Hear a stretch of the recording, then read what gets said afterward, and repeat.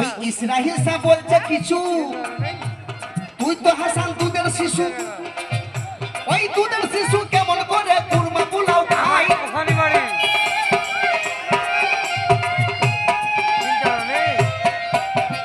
ইসরাইল সাহেব বলছে কিছু, তুই তো হাসান দুধের শিশু, ওই দুধের শিশু কেমন করে কুরমা পোলাও খায়। তুই যদি পালক হবে কুরমা পোলাও সবই খাবি, ওরে তুই যেদিন মুড়ি ধবি এদের কথা জানতে পারবি, নইলে কিন্তু মারা যাবি অসময়। গাইলে মহকা পাই মদিনা বিড়ি ধরিলে জানা, আবার গাইলে মহকা